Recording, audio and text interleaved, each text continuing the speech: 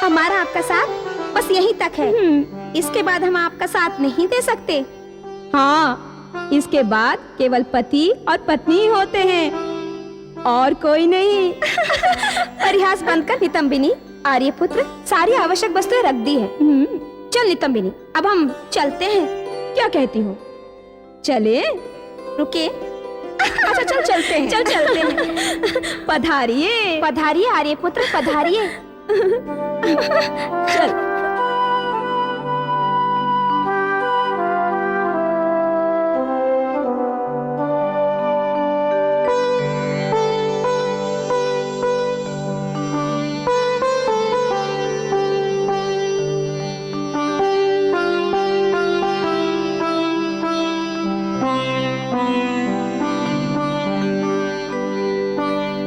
तुम्हारे मन में कोई दुख तो नहीं है द्रुपद नंदिनी? ऐसे विवाह के लिए एक प्रकार से तुम्हें बाध्य किया गया है। मैंने कुछ अनुचित तो नहीं किया?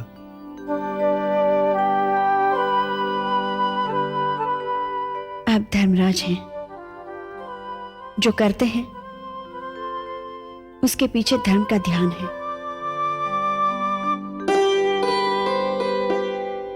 इसके लिए यदि कोई दुखी होता है तो उसका अर्थ है उसे धर्म में कोई श्रद्धा नहीं। जहां तक मेरा प्रश्न है, धर्म में मेरी पूर्ण आस्था है। याज्ञसेनी, तुम्हारा जन्म कृतांत सुना, तब से ही तुम्हारी ओर आकृष्ट था। सोचता था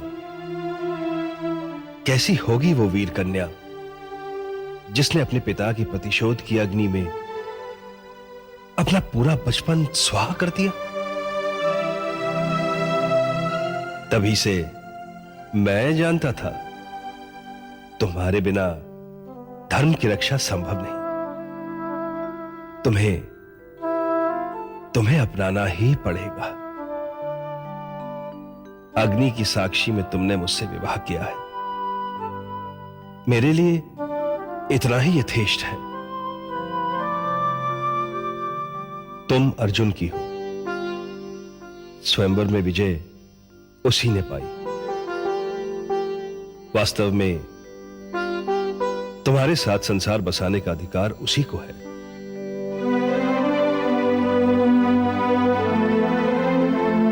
मुझे इसमें कोई आपत्ति नहीं।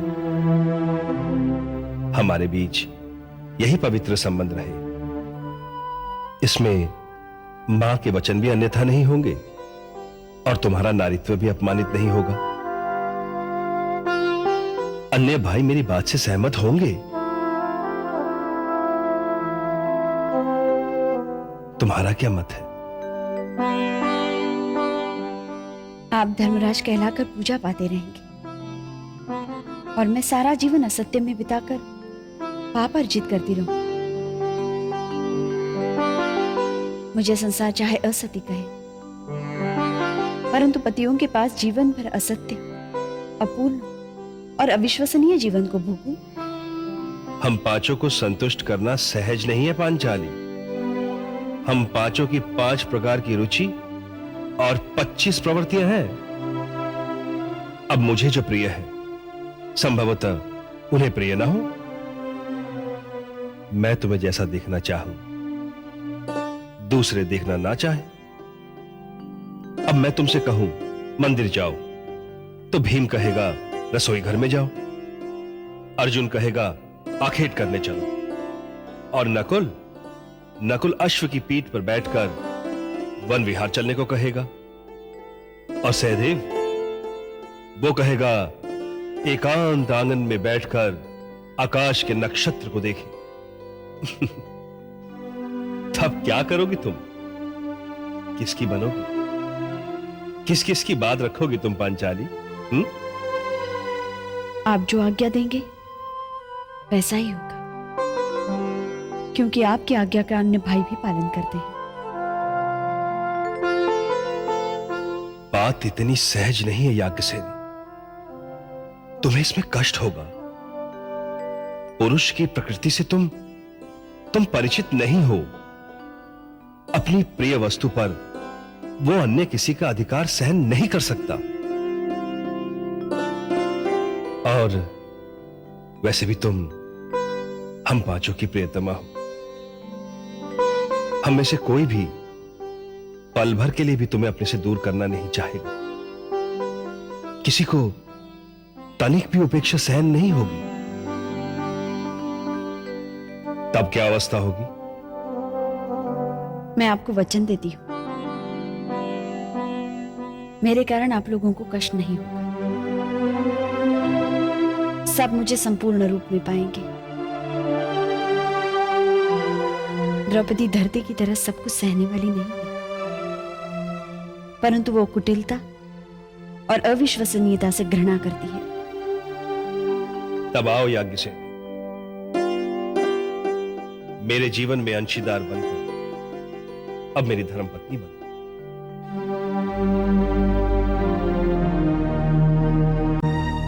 क्षमा कीजिए धर्मराज,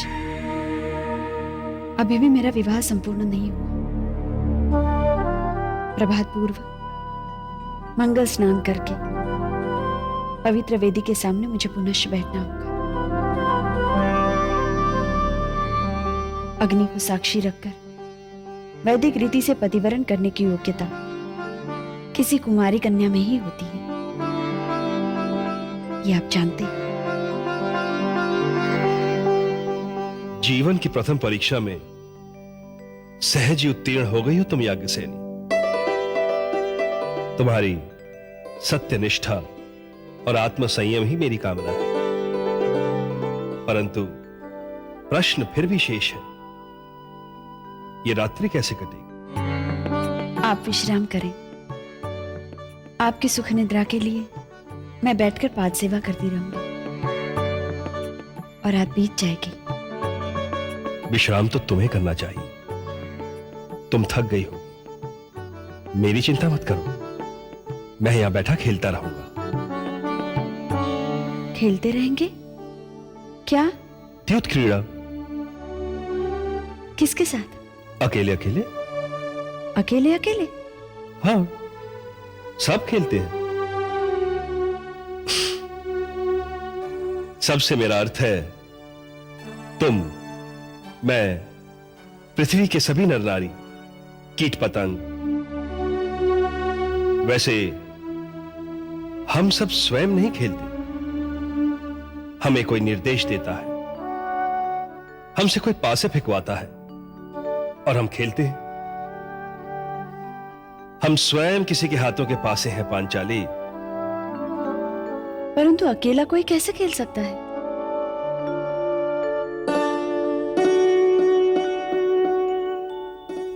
मुझे खेलना पड़ता है, यही मेरी दुर्बलता है पांचाली। मैं हर क्षेत्र में संयम रख सकता हूं, परंतु द्यूत में नहीं। मेरी हर आकांक्षा मेरे वश में है, परंतु मैं द्यूत के वश में। इसीलिए तुम मेरी चिंता मत करो, तुम विश्राम करो। प्रभात होने से पूर्व मैं तुम्हें जगा दूंगा। रहा मैं तो सो नहीं पाऊंगा। तुम्हें पाने का आनंद आज मुझे सोने नहीं देगा पांचाली। आप अकेले क्यों जागेंगे? मैं भी आपके साथ जागूंगी।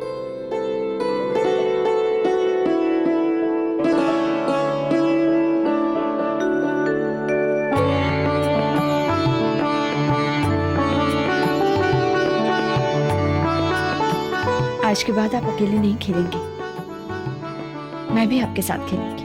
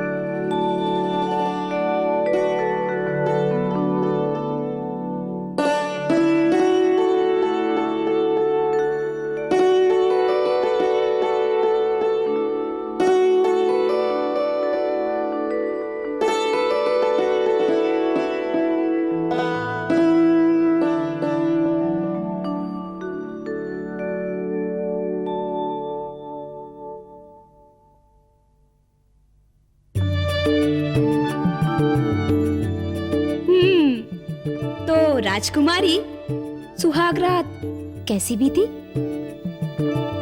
तुझे लज्जा नहीं आती नितंबिनी? ये तो पूछती नहीं कि राजकुमारी को किसी वस्तु की आवश्यकता तो नहीं, उन्हें पर्याप्त निद्रा तो आई। प्रियंवदा, मेरी अभी तक सुहागरात हुई नहीं और ना ही निकट भविष्य में ऐसी कोई आशा है। इसीलिए राजकुमारी की सुहागरात का हाल सुनकर ही संतोष कर लूंगी।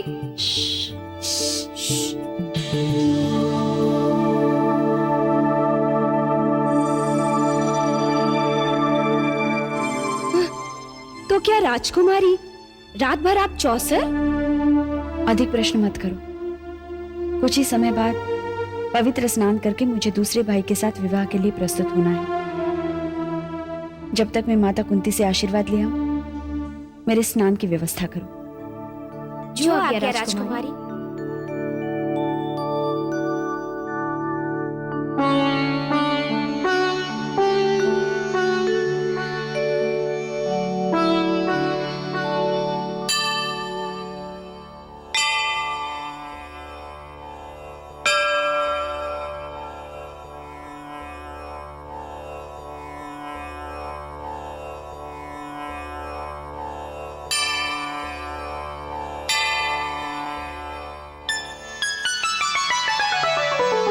अखंड सौभाग्यवती भव पुत्री।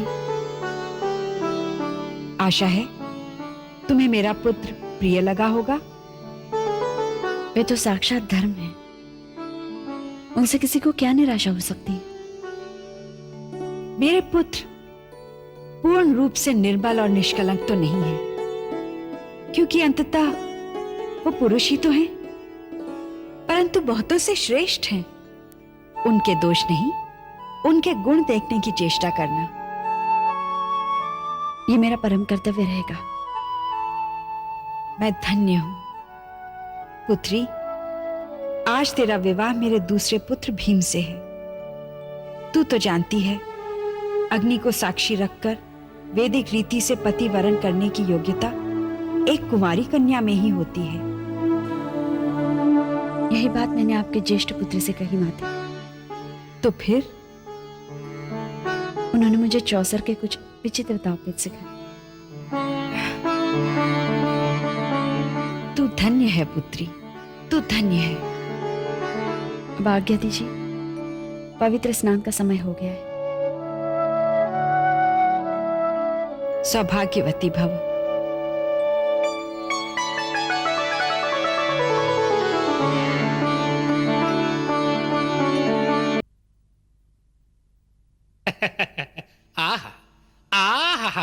महाराज, मेरे हाथ लगते ही आपका मुखमंडल ऐसे निकल आया जैसे बादलों से चंद्रमा निकल आया हो।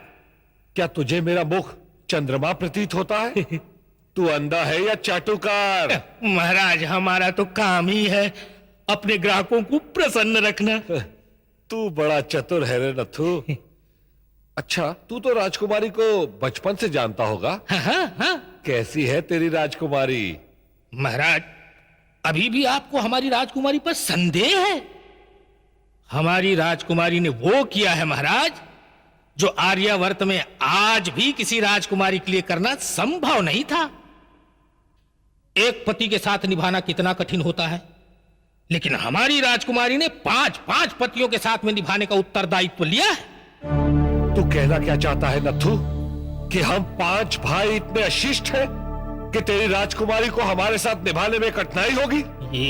ये मैंने कब कहा था महाराज? मैं तो अपनी राजकुमारी की प्रशंसा कर रहा था। जो है सो। तेरी राजकुमारी सुंदर तो बहुत है। सो तो है, जो है सो। पर क्या वो क्रोध वाली भी है? ये तो मैंने नहीं देखा। तब तो ठीक है। हम 5 भाइयों के साथ निभाने के लिए मस्तक को शीतल रखना अति आवश्यक है। आवश्यक है महाराज। अब अंतिम प्रश्न, पर सबसे महत्वपूर्ण प्रश्न। हाँ, पूछे महाराज, पूछे। तेरी राजकुमारी पाक शास्त्र में कैसी है? समझ गया महाराज, समझ गया। आप भी समझ जाइए महाराज, हमारी राजकुमारी अन्नपूर्णा है, अन्नपूर्णा। मैं तो कहता हूँ महाराज, सारे भाइयों में सबसे अधिक प्रसन्न आप रहेंगे। क्या तूने उनके हाथ का बनाया भोजन खाया है? खाया है महाराज, खाया है।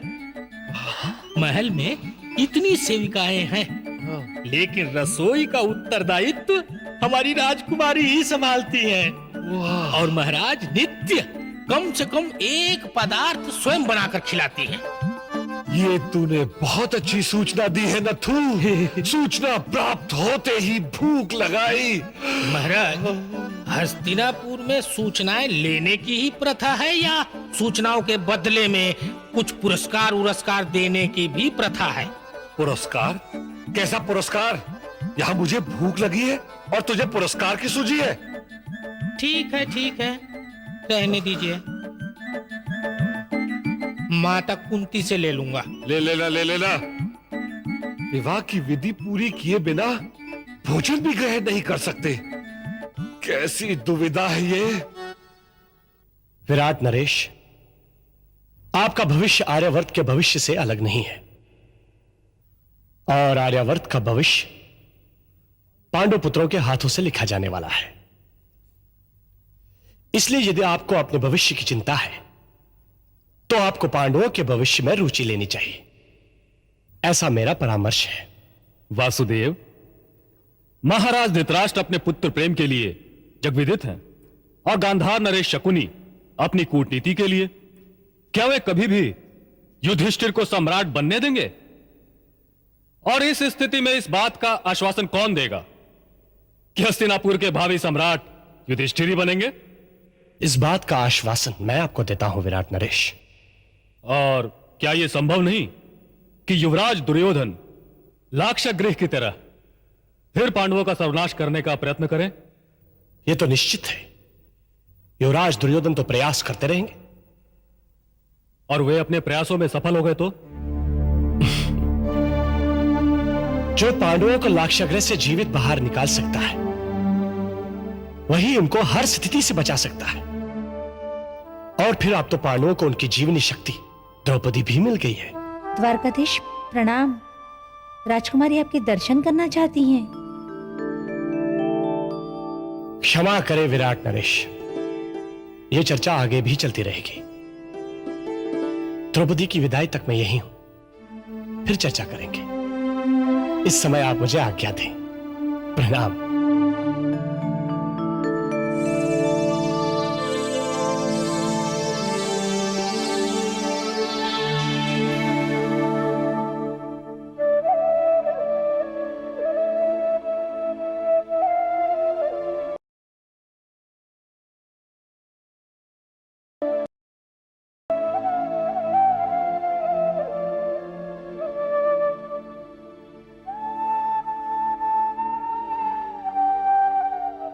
सब कुशल तो है कृष्णा?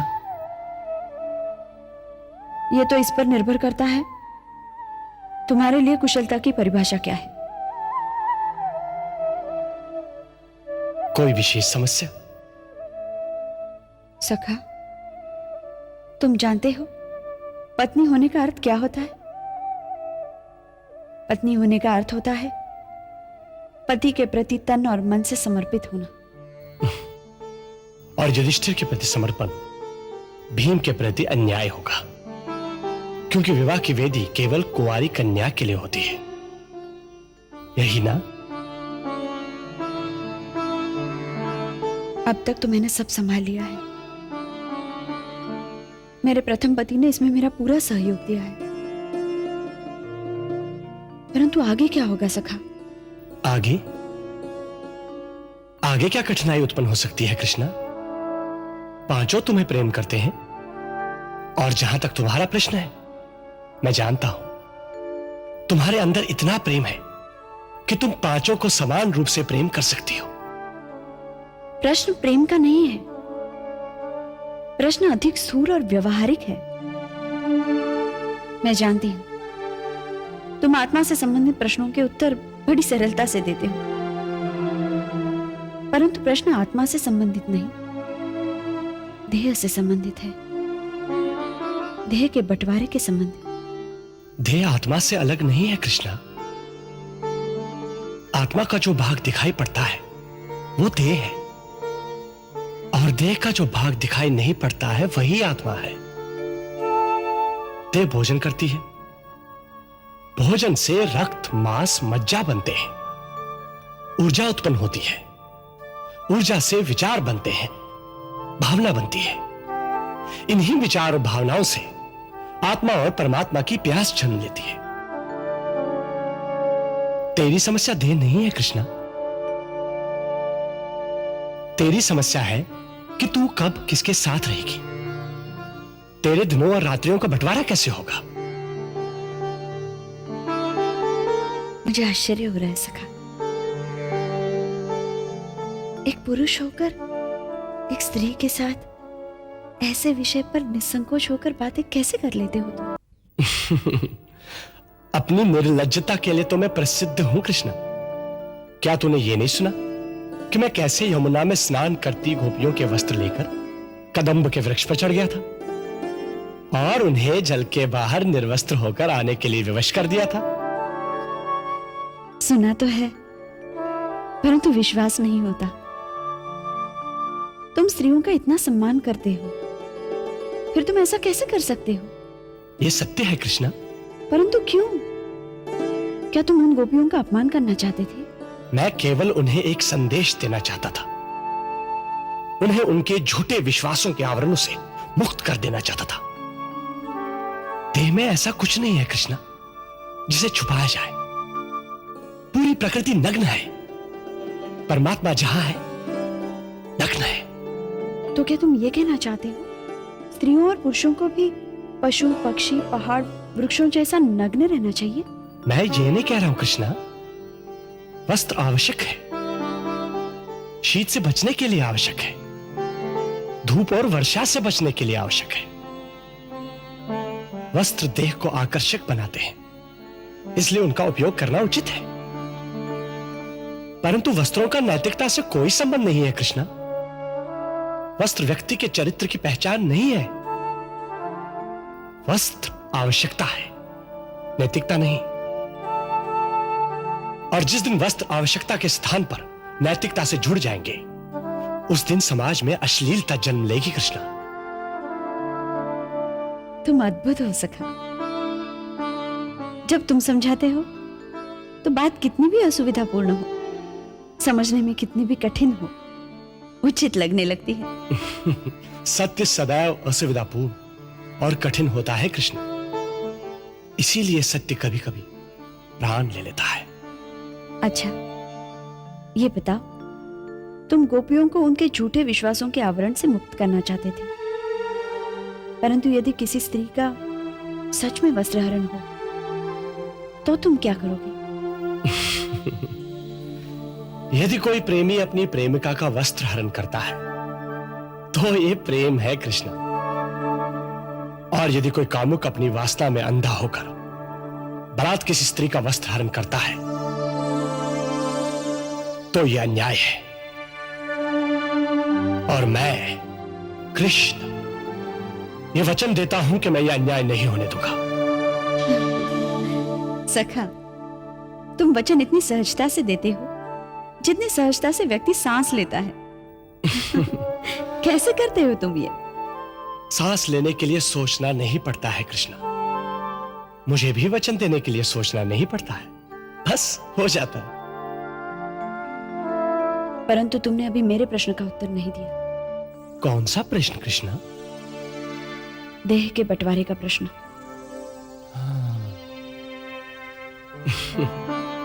इसलिए नहीं दिया क्योंकि अभी उत्तर देने का उचित समय नहीं आया कृष्णा। जब उचित समय आएगा मैं तुम्हें अवश्य उत्तर दूंगा। ये लो।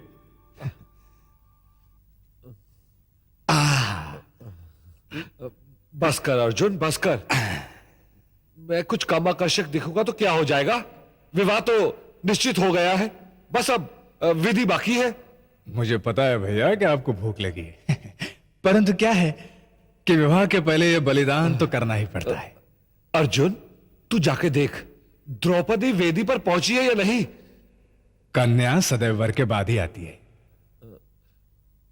तू मां को लेकर आ, जाना। स्पष्ट क्यों नहीं कहते कि मैं यहां से चला जाऊं? आप ये मत भूलिएगा भैया कि यदि मैं द्रौपदी को नहीं जीतता तो आपको यह सौभाग्य प्राप्त नहीं होता। धन्यवाद मुझे भूखा रखने का। जा। हाँ हाँ जा रहा हूं। जाना। विवाह को संपूर्ण होने को तो 3 प्रहर लगेंगे। यदि तब तक मैं भूखा रहा तो मेरा तो कल्याण ही हो जाएगा। संभवतः मेरे प्राण भी जा सकते हैं। यदि तुम मेरे दोनों भाई मेरे प्राण बचाना चाहते हो तो तुम्हें मेरा एक कार्य करना होगा। आज्ञा कीजिए भैया। तुम अपने वस्त्रों में मिष्ठान आदि छिपाकर मेरे पीछे बैठ जाना। समय पर जब मैं तुम्हें संकेत दूं तो एक मिष्ठान मेरे हाथ में दे देना। अवसर पाते ही मैं उसे मुंह में दबा लूंगा। तो इसीलिए आपने अर्जुन भैया को यहाँ से भेज दिया ताकि वो आपकी पोल माँ के सामने ना खोल दे। क्यों? क्या मैं अर्जुन से डरता हूँ? अरे वो धनुर्धारी है तो क्या हुआ? मेरी मुष्टिका का एक प्रहार भी सहन नहीं कर सकता और ना ही तू सहन कर पाएगा। मैं बड़े भैया को बोल दूंगा। तू मेरी सहायता नहीं करना चाहता तो ना कर। सहदेव है ना? सहदेव मेरे भाई, तू तो मेरी सहायता करेगा ना? मैं तो आपका सेवक हूँ भैया, परंतु यदि ऐसा करने से विधि भंग होती है तो अपशकुन हो जाएगा भैया। और यदि उपवास रखने की विधि है तो उसका कोई ना कोई कारण तो होगा ही। तो तू भी मेरी सहायता नहीं करेगा? अपनी व्यवस्था स्वयं ही करनी पड़ेगी। तुम जाओ यहां से। नहीं भैया, वो जाओ। भैया भाई बनते हैं। जाओ भैया, जाओ। आर्यपुत्र,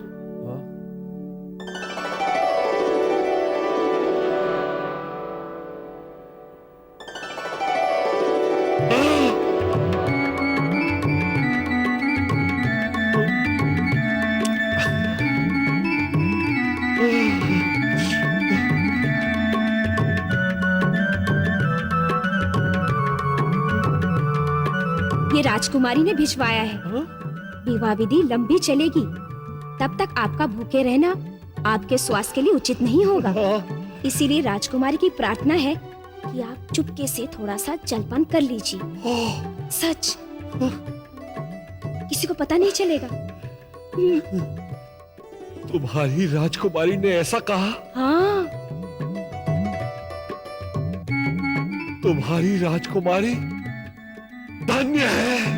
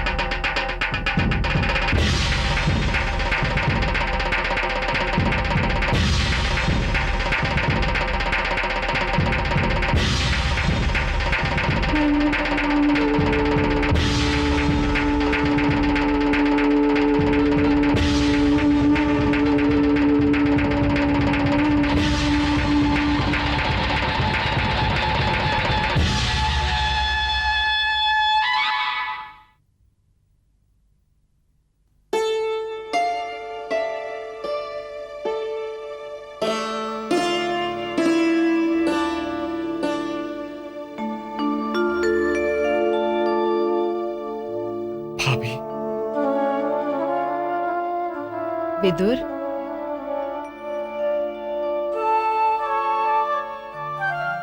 ये क्या? तुम्हारी आंखों में आंसू? ये आंसू आनंद के हैं भाभी। आप अनुमान नहीं लगा सकती कि आपको जीवित देखकर मुझे कितनी प्रसन्नता हो रही है। जीते रहो। आंसू पोछो विदुर। पहले हस्तिनापुर के समाचार दो। वहां सब कुशल तो हैं? हाँ भाभी, हस्तिनापुर में सब कुशल से हैं। पितामह, राजमाता, अंबिका, अंबालिका, भानुमति। उन्हें क्या कष्ट हो सकता है भाभी? कष्ट तो आपके भाग्य में लिखे हैं। ऐसा लगता था जैसे कुरुवंश के सारे अर्जित कष्टों को एकत्रित करके आप पर और बच्चों पर डाल दिया गया है। परीक्षा के ऊपर परीक्षा, चुनौती के ऊपर चुनौती। वो तो भाग्य की बात है। ये बताइए, पारसमवी कैसी है? पारसमवी सकुशल है भाभी, और सदैव आप लोगों की कुशलता के लिए प्रार्थना करती रहती है। न जाने उसे कब देख पाऊंगी। इसीलिए तो मैं आया हूं भाभी। राजमाता और पितामह भीष्म ने आज्ञा दी है कि शीघ्रातिशीघ्र पांडवों और वधु को लेकर हस्तिनापुर लौटूं। वहां सब आप लोगों के स्वागत का प्रबंध कर रहे हैं। किस प्रकार का स्वागत? एक स्वागत तो हम लाक्षागृह में देख चुके हैं विदुर। अब इस बात की संभावना नहीं होगी भाभी। इस बार पितामह के तेवर कुछ भिन्न है। आप लोगों के लौटते ही वे युधिष्ठिर को हस्तिनापुर के सिंहासन का उत्तरदायित्व सौंपने का निर्णय ले चुके हैं। क्या दुर्योधन और धृतराष्ट्र इस बात से सहमत है? उन्हें होना ही पड़ेगा भाभी। मैं अपने पुत्रों को उनके अधिकार से वंचित नहीं करना चाहती विदुर, परंतु इसके कारण यदि गृह युद्ध की स्थिति आ जाती है तो मैं हस्तिनापुर छोड़कर अपने पुत्रों के साथ किसी वन में रहना उचित समझूंगी। पांचाल नरेश की पुत्री से विवाह करके पांडवों का पक्ष शक्तिशाली हुआ है भाभी। अब दुर्योधन यदि उन्हें किसी दुष्ट योजना में फंसाने का प्रयत्न करता है तो यह उसकी मूर्खता होगी। विदुर काका, वासुदेव, प्रणाम। वासुदेव, ये क्या कर रहे हैं आप? मुझे आप मत कहिए काका, मुझे तुम ही रहने दीजिए। तुम के बड़े लाभ होते हैं। वासुदेव, विदुर कह रहे हैं हस्तिनापुर में हमारे स्वागत का विशेष प्रबंध हो रहा है। होना ही चाहिए बुआ। यदि महाराज धृतराष्ट्र को अपनी प्रजा के बीच जनप्रिय रहना है तो उन्हें ना चाहते हुए भी पांडवों का स्वागत करना ही पड़ेगा। मुझे जेठ जी की चिंता नहीं, किंतु वो कान के कच्चे हैं और पुत्र प्रेम में आंखें ही नहीं मति से भी अंधे हो रहे हैं। शंका तो मुझे दुर्योधन की ओर से है। दुर्योधन को बदलना सरल नहीं है बुआ। सर्प के विष दंत तो तोड़े जा सकते हैं, सर्प को मृग शावक नहीं बनाया जा सकता। परंतु इस बार दुर्योधन के लिए सरल नहीं है, क्योंकि पांचाल के साथ साथ द्वारका की सेनाएं भी आपके साथ हस्तिनापुर आ रही हैं, और ये चेतावनी दुर्योधन के लिए पर्याप्त होगी। परंतु वासुदेव, स्वयंवर में जो उसका अपमान हुआ है, क्या दुर्योधन उसे भूल पाएगा? कदाचित नहीं भूल, परंतु पितामह भीष्म और राजमाता सत्यवती का अंकुश उसे सीमा के भीतर रखेगा। वासुदेव, इसी आश्वासन के साथ मैं यहां आया हूं। विदुर काका,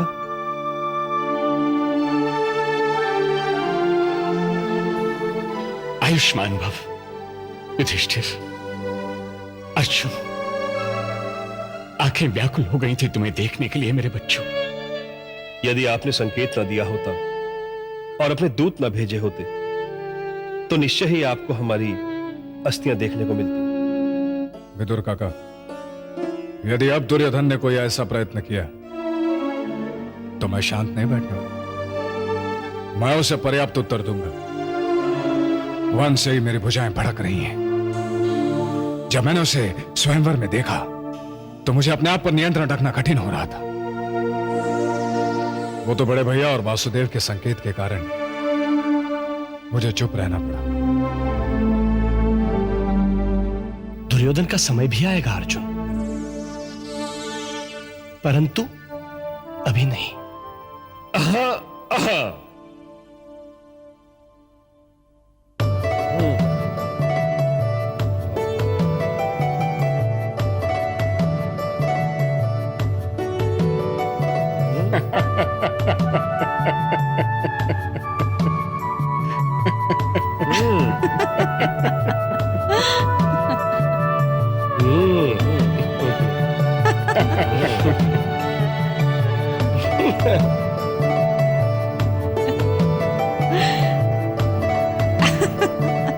मैं कैसा लग रहा हूं विदुर काका? नटखट, सुंदर, अति सुंदर। भीम, तुमने अपने पहले विवाह का निमंत्रण तो भेजा नहीं, इसलिए तुम्हारे दूसरे विवाह में मैं स्वयं ही आ गया। तीसरे का निश्चित भेजूंगा। विदुर काका, हस्तिनापुर जाने के लिए मैं व्यग्र हो रहा हूं। वहां पहुंचते ही मैं दुर्योधन का मस्तक। पुत्र, आज तुम्हारा विवाह है। ओह, विवाह के समय युद्ध की बातें नहीं करते। तेवर जी, विवाह मंडप की ओर प्रस्थान करें, हमारी प्रतीक्षा हो रही है। जी।